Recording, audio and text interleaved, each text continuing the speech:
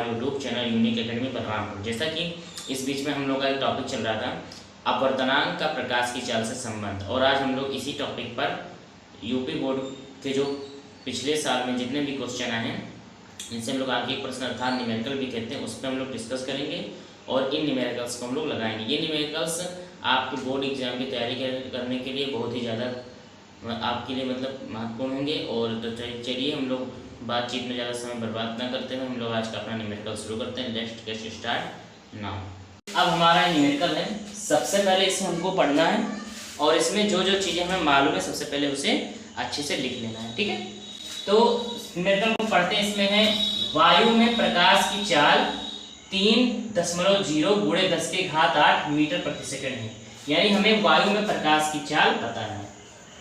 वायु में प्रकाश की चाल 3.0 गुणे 10⁸ मीटर प्रति सेकंड,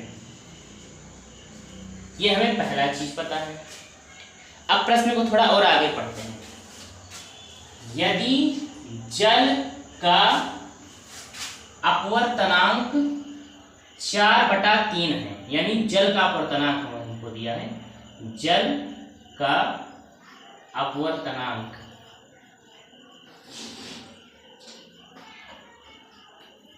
यदि जल का अपवर्तनांक ये हमको दिया है 4/3, ठीक।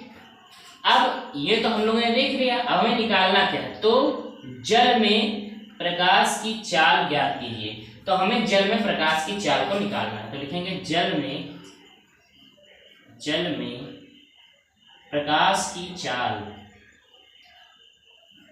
जल में प्रकाश की चाल, ये हमें निकालना है। तो हमने आपको अपने पिछले वीडियो में एक टॉपिक पढ़ाया था अपवर्तनांक और प्रकाश की चालों में संबंध, इसमें वही सूत्र लगेगा, ठीक है। तो वो सूत्र क्या था, जल का अपवर्तनांक बराबर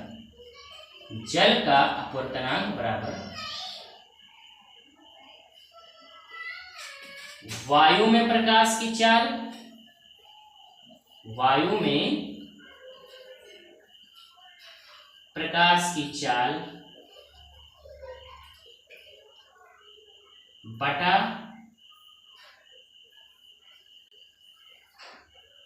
जल में प्रकाश की चाल। ये हमने आपको सूत्र बताया था, और अगर आपको ये ना समझ में आया तो मैंने इसका पूरा डिटेल वीडियो, इस फार्मूले का पूरा डिटेल वीडियो मैंने बनाया है। मैं उस वीडियो का लिंक अपने डिस्क्रिप्शन बॉक्स में दे दूंगा, आप लोग वहां से इस फार्मूले का पूरा डिटेल वीडियो देख सकते हैं। 4 से 5 मिनट का वीडियो है, ज़्यादा लंबा वीडियो नहीं है, शॉर्ट में मैंने पढ़ाया है इसे। ये फार्मूला कैसे आया, इसका डिटेल क्या है, ये आप लोग वहां से देख सकते हैं। तो अब हमको जो भी मान पता है हम लोग सीधा इसमें लिख दें।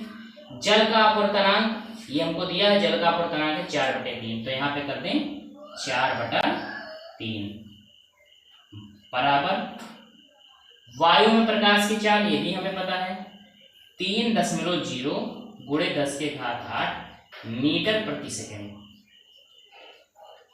बटे जल में प्रकाश की चाल, जल में प्रकाश की चाल। अब ये हम लोगों को नहीं पता है, तो ये हम लोगों को निकालना होगा। तो मैंने आपको पहले ही बताया था, जैसे आप लोग रैखिक समीकरणों को सॉल्व करते थे, लीनियर इक्वेशंस को सॉल्व करते थे, तो जो मान आपको ऐसा निकालना रहता था उसको आप कैंची गुणा करके पक्षांतर करके एक और कर देते थे। तो हमको जल में प्रकाश की चाल निकालना है, तो हम इसको एक साइड कर देंगे। एक साइड कैसे करेंगे, इसको कैंची गुणा करके यहाँ भेज देंगे, इसको कैंची गुणा करके यहाँ भेज देंगे। जल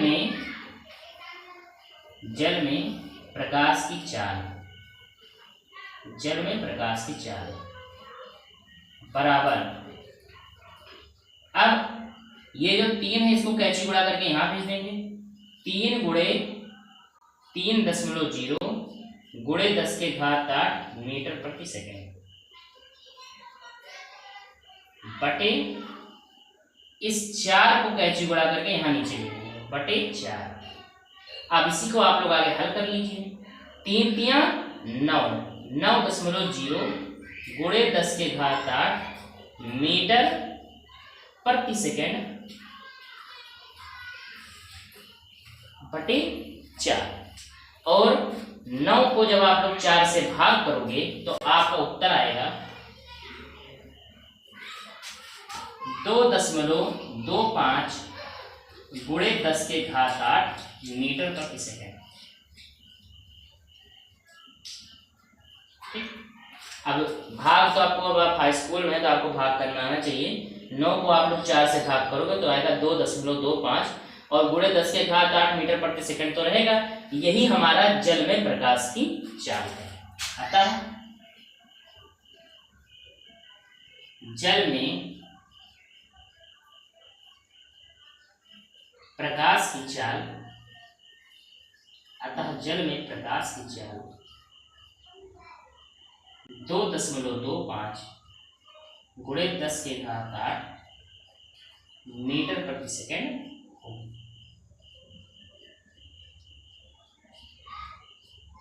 यहीं पे हमारा ये न्यूमेरिकल यांत्रिक प्रश्न समाप्त होता है। चलिए अब हम लोग शुरू करते हैं अपना दूसरा न्यूमेरिकल और आप लोग इसका स्क्रीनशॉट ले लीजिए। इस न्यूमेरिकल पे ध्यान दीजिएगा।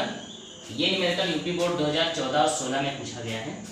पढ़ते हैं और सबसे पहले हम लोग न्यूमेरिकल को जब हम लोग लगाते हैं तो सबसे पहला काम हमें क्या दिया है और क्या निकालना है ये हमें पता होना चाहिए न्यूमेरिकल में। तो सबसे पहले क्या न्यूमेरिकल में हमको दिया है, कांच का वायु के सापेक्ष अपवर्तनांक 1.5 है।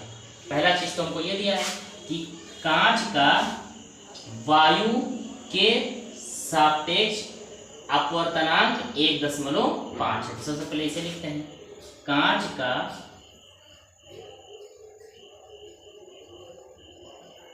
वायु के सापेक्ष, कांच का वायु के सापेक्ष अपवर्तनांक। अब थोड़ा आप लोग ध्यान दीजिएगा, मैं इस हेडिंग, इस लाइन का यहाँ पे सिंबल लिख देता हूँ। देखिए सबसे पहले क्या है आगे, कांच, कांच का होता है ग्लास, यानी यहाँ पे जी रहेगा। कांच का वायु के सापेक्ष, वायु यानी एयर, यानी यहाँ पे ए रहेगा। ठीक, पहला माध्यम पीछे लिखते हैं, दूसरा माध्यम आगे लिखते हैं। कांच का यहाँ हो गया वायु के सापेक्ष ए, पहला माध्यम आगे, दूसरा माध्यम कांच पीछे। ठीक है, इस चीज का ध्यान रखिएगा।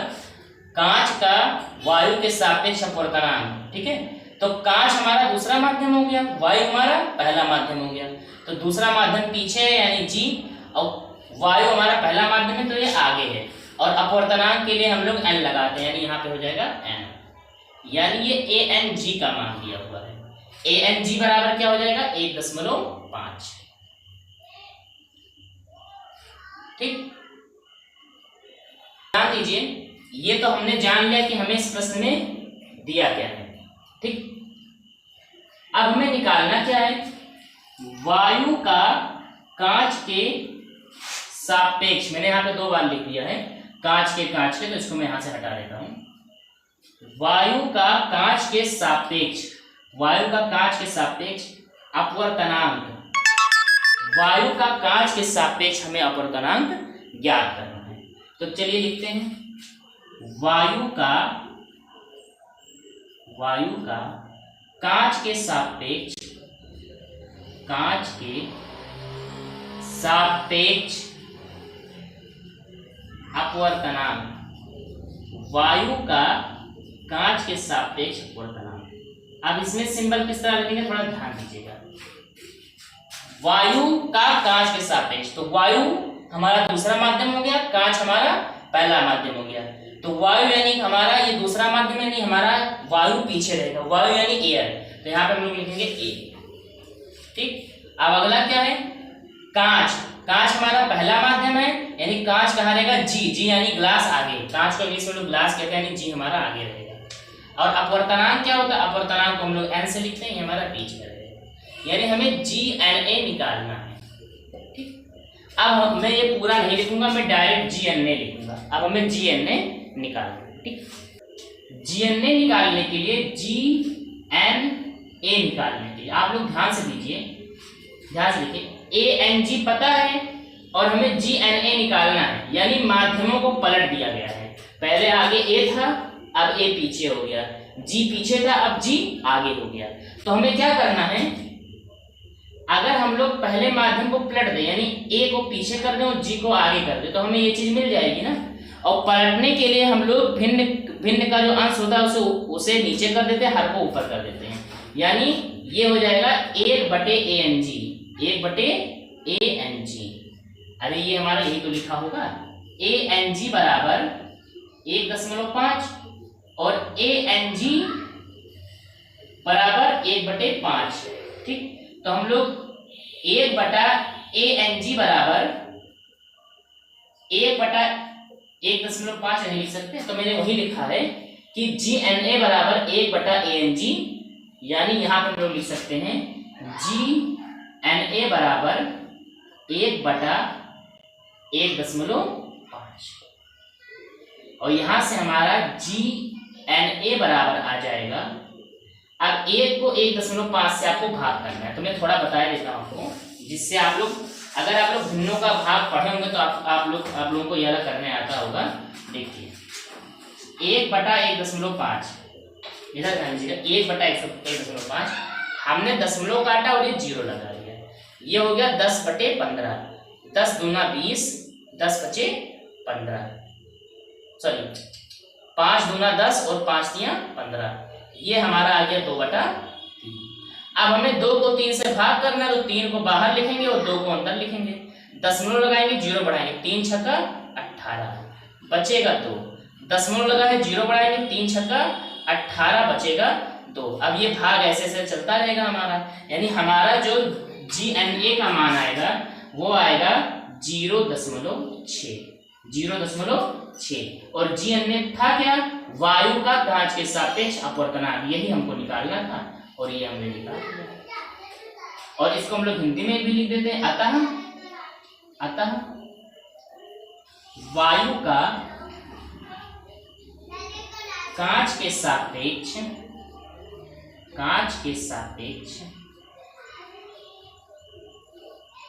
अपवर्तनांक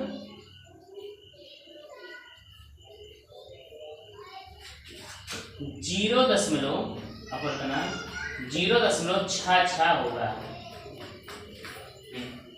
अतः वायु का कांच के सापेक्ष अपवर्तनांक 0.66 होगा। अब हम लोग शुरू करेंगे अपना अगला न्यूमेरिकल, तो चलिए स्टार्ट करते हैं। अब हम लोग जैसे हमारा न्यूमेरिकल है, सबसे पहले इस न्यूमेरिकल को पढ़ेंगे और क्या दिया है वो देखेंगे।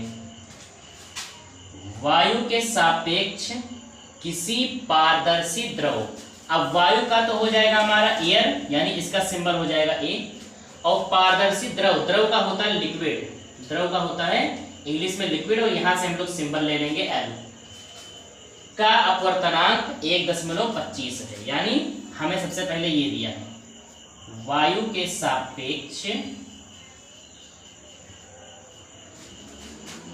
पारदर्शी द्रव का अपवर्तनांक, पारदर्शी द्रव का अपवर्तनांक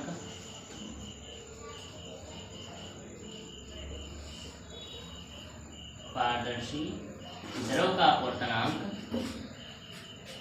अब देखिए वायु के सापेक्ष, तो वायु आगे है तो ए आगे हो जाएगा। वायु का क्या होता है एयर, एयर यानी ये ए, के सापेक्ष पारदर्शी द्रव, द्रव का होता है लिक्विड यानी एल, तो एल हमारा पीछे हो जाएगा। और अपवर्तनांक, अपवर्तनांक का सिंबल होता है एन, तो एन हमारा बीच में हो जाएगा। बराबर कितना दिया है 1.25, यानी ये हमारा है 1.25। ये सिंपल बहुत मैन है, ये आपको लिखना आना चाहिए। मैं पूरे न्यूमेरिकल में बार बार इतनी लंबी हेडिंग नहीं लिखूंगा, मैं डायरेक्ट ANL लिखूंगा, ठीक है। इसीलिए ये मैं आपको समझाने के लिए एक लाइन यहाँ पे लिख देता हूँ, यार मैं डायरेक्ट इसीलिए इसको नहीं लिखता हूँ, ये आपको समझाने के लिए एक लाइन में आगे लिख देता हूँ, ठीक है। अब एक तो हमारा ये हो गया, दूसरा क्या है, तथा कांच का अपवर्तनांक 1.5, यानी वायु के सापेक्ष द्रव का अपवर्तनांक 1.25 और वायु के ही सापेक्ष कांच का अपवर्तनांक 1.5 है। तो लिखते हैं वायु के सापेक्ष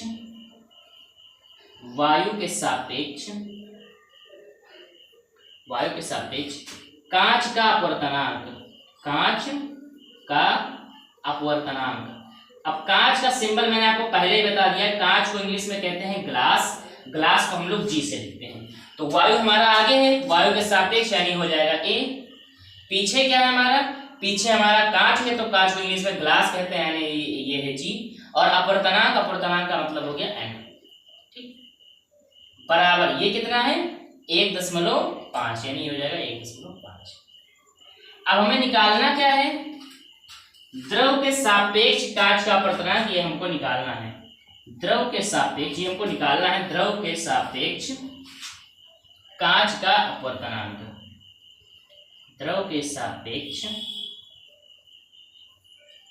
कांच का अपवर्तनांक, द्रव के सापेक्ष कांच का अपवर्तनांक। अब देखिए इसको कैसे लिखेंगे, द्रव, द्रव यानी लिक्विड, यहां पे मैंने बताया द्रव यानी लिक्विड यानी एल, यानी आगे हो जाएगा एल।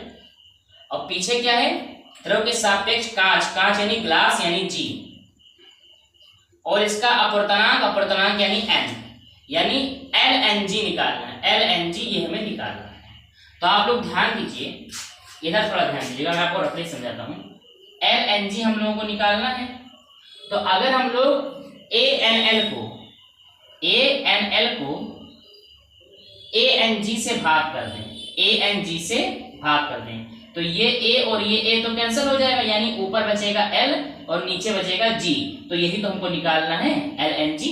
इसे ध्यान समझिएगा, हमको एल एन जी निकालना है, तो हमको ऊपर पता है ए एन एल, यानी ए एन एल लिख देंगे नीचे बटे, और इसको भाग कर देंगे ए एन जी से, ए एन जी से। तो ये ए से ए आपका कैंसिल हो जाएगा और ऊपर एल हो जाएगा और नीचे जी हो जाएगा। तो यही तो हमें निकालना है एल और जी का अपवर्तनांक, यानी एल एन जी तो हमें निकालना है। और इसी को सॉल्व कर देंगे, हमारा आंसर आ जाएगा। तो चलिए इसे हम लोग यूज करते हैं, ठीक है। एल एन जी, इसको हम थोड़ा यहाँ पे लिखते हैं, एल एन जी बराबर ए एन एल बटे A N G, A N G. अब मान सारा रख दीजिए, ए एन एल का मान क्या है 1.25 बटा ए एन जी का मान क्या है 1.5। अब हमें हल करना, जिसको दशमलव का ज्ञान होगा वो अच्छे से हल कर लेगा।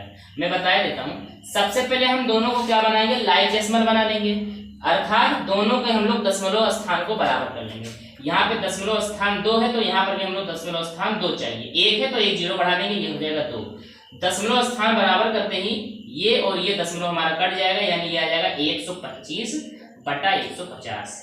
और अब इसको हम लोग काट पीट लेंगे, 5 दूना 10 बचेगा 2, 5 25, 5 या 15 0, 5 25, 5 छक्का 30, ये हमारा आया 5/6। अब 5 को 6 से भाग कर देंगे, तो चलिए भाग कर देते हैं, यहीं पर भाग कर देते हैं, ये यहाँ पर 5 को 6 से भाग कर देंगे, 5 लिखेंगे अंदर और 6 लिखेंगे बाहर, भाग करते हैं, दशमलव लगाएंगे 0 बढ़ाएंगे, 6 8 48, बचेगा हमारा 2, दशमलव लगा है 0 बढ़ाएंगे, 6 3 18, बचेगा 2। अब ये हमारा 3 3 3 यहाँ से रिपीट होता रहेगा, यानी हमारा आंसर आया 0.83। यहाँ से हमारा आंसर क्या आया, एल एन जी बराबर 0.83, ये हमारा आंसर आ गया। और लास्ट में हम इसको हिंदी में लिख देंगे, अतः द्रव के सापेक्ष, एल यानी द्रव के सापेक्ष, द्रव के सापेक्ष, जी यानी ग्लास यानी कांच, कांच क्या अपवर्तनांक, का अपवर्तनांक 0.83 होगा, और यही हमारा अंतिम उत्तर हो जाएगा।